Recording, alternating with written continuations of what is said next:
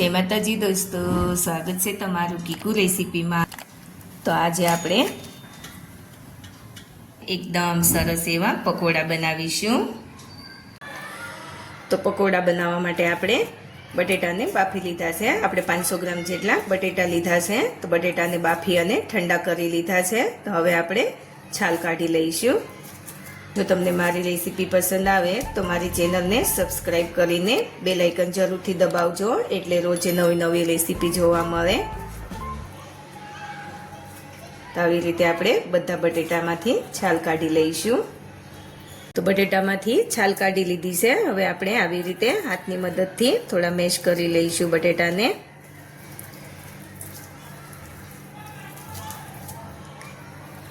आवी रीते मेश करी लेवाना छे।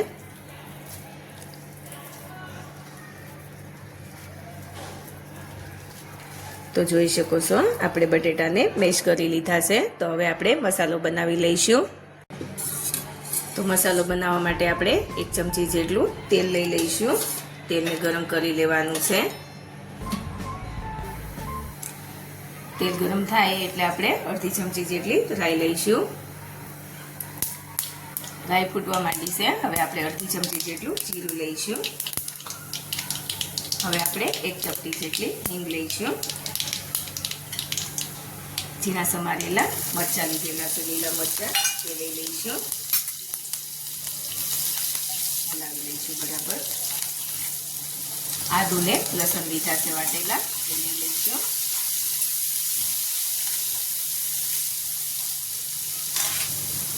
અડધી ચમચી જેટલી હળદર લઈશું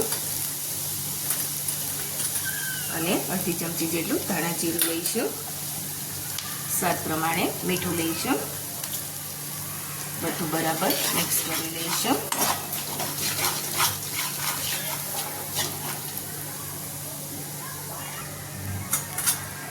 તો હવે આપણે બટેટા લઈ લઈશું। જે આપણે બટેટા મેશ કરીને રાખ્યા છે તે લઈ લેવાના છે અને બરાબર મિક્સ કરી દઈશું।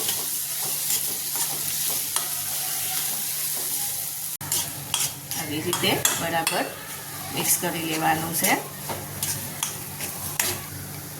तो अर्धी चमची जेटलो चाट मसालो लईशुं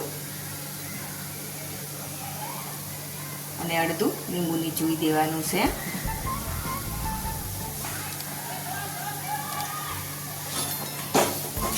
અને બરાબર મિક્સ કરી દઈશું।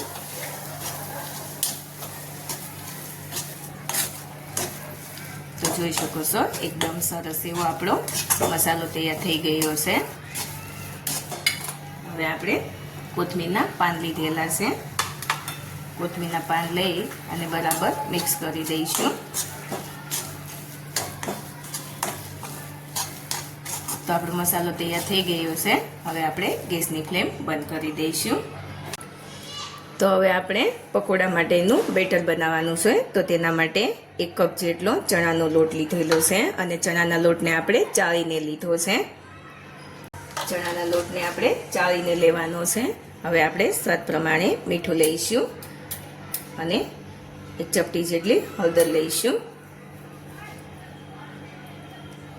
અને હવે થોડું થોડું પાણી એડ કરીને બેટર બનાવવાનું છે।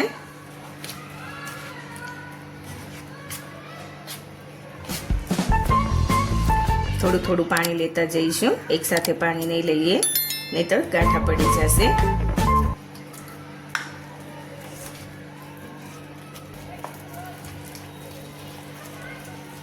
હજી આપણે પાણી લઈશું।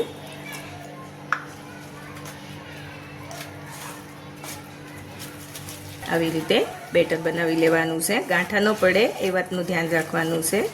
આપણે ગાંઠા વગરનું બેટર બનાવવાનું છે। હજી આપણે પાણી લઈશું।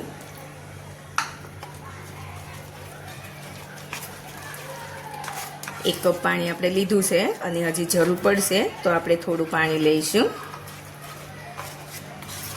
તો જોઈ શકો છો આપણે સરસ એવું ગાંઠા વગરનું બેટર તૈયાર કરી લીધું છે અને બેટરની કન્સિસ્ટન્સી આવી રીતે રિબિનની જેમ પડે એવી રાખવાની છે। બહુ પતલું બેટર નથી કરવાનું, આવી રીતે મીડિયમ ઠીક એવું બેટર તૈયાર કરવાનું છે। તો હવે આપણે પકોડા બનાવવા માટે બ્રેડ લીધેલી છે. તો હવે આપણે 2 બ્રેડ લઈ લઈશું અને બ્રેડમાં તીખી ચટણી લગાવી દઈશું. કોથમીર ફુદીનાની આપણે ચટણી બનાવેલી છે તે લગાવી દઈશું. બીજા બ્રેડમાં પણ લગાવી દેવાની છે. બહુ વધારે ચટણી નથી લગાવવાની. અને હવે આપણે આ મસાલો બનાવીને રાખ્યો છે તે લગાવી દઈશું. આવી રીતે બ્રેડ ઉપર લેયર કરી લેવાનું છે. બધી બાજુ ફેલાવી દેવાનું છે. તો જોઈ શકો છો આપણે બધી બાજુ સરસ એવો મસાલો લગાવી દીધો છે. હવે આપણે આ બીજી બ્રેડને આવી રીતે ઉપર મૂકી દઈશું અને હવે આપણે આવી રીતે કટ કરી લેવાનું છે વચ્ચેની સાઈડથી. તો આપણે આવી રીતે પકોડા બનાવતા હોઈએ છીએ, પણ આપણે નાના પકોડા બનાવીશું તો હજી આપણે આવી રીતે વચ્ચેથી કટ કરી લઈશું. તો જોઈ શકો છો આવી રીતે આપણે નાની સાઈઝના પકોડા બનાવીશું. તો આ બીજા બ્રેડને પણ આપણે આવી રીતે વચ્ચેથી કટ કરી લઈશું. તો જોઈ શકો છો આપણે આવા મિની સાઈઝના પકોડા બનાવીશું. એક બ્રેડમાંથી આપણે 4 પકોડા બનાવીશું.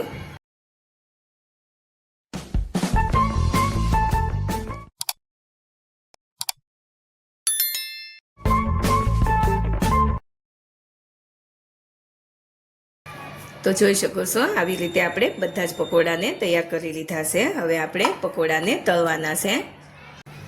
તો હવે આપણે આ બેટરમાં કોથમીરના પાન થોડા લઈ લઈશું અને બરાબર મિક્સ કરી લઈશું. તો તેલ ગરમ થઈ ગયું છે. હવે આપણે આ બેટરમાં આવી રીતે પકોડાને બોળી દેવાનું છે. બે બાજુ સરખી રીતે બધી બાજુ બોળી દેવાનું છે બેટરમાં. અને પછી બેટરને આવી રીતે નિતારી લેવાનું છે અને પછી તેલમાં મૂકી દેવાનું છે. એવી રીતે આપણે બીજું પકોડું પણ બેટરમાં બોળી દઈશું.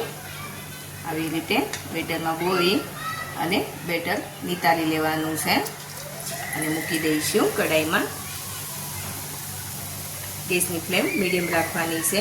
મીડિયમ ગેસની ફ્લેમ ઉપર આપણે પકોડાને તળવાના છે.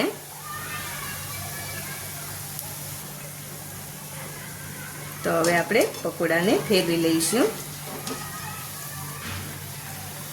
તો જોઈ શકો છો એકદમ સરસ એવા આપણા પકોડા ફૂલી ગયા છે. તો ફરી પાછા ફેરવી લઈશું પકોડાને. તો જોઈ શકો છો એકદમ સરસ એવો કલર આવી ગયો છે અને પકોડા એકદમ સરસ એવા ફૂલી ગયા છે. તો હવે આપણે તેને પ્લેટમાં લઈ લઈશું.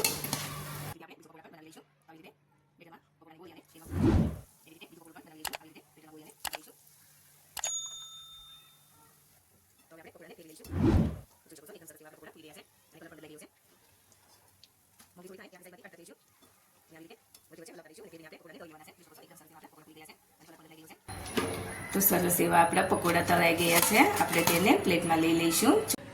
તો જોઈ શકો છો કેટલા સરસ પકોડા બનીને તૈયાર થયા છે. હવે આપણે પકોડાને કટ કરી લઈશું.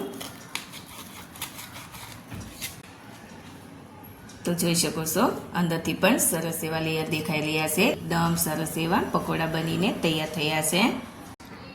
તો તૈયાર છે આપણા એકદમ સરસ એવા પકોડા. તમે જોઈ શકો છો કેટલા સરસ પકોડા બનીને તૈયાર થયા છે. તો તમે પણ આવા પકોડા ઘરે જરૂરથી બનાવજો અને મારી ચેનલને લાઇક, શેર અને સબસ્ક્રાઈબ કરીને બેલ આઇકન જરૂરથી દબાવજો અને કોમેન્ટ કરીને કહેજો કે પકોડા કેવા બન્યા છે.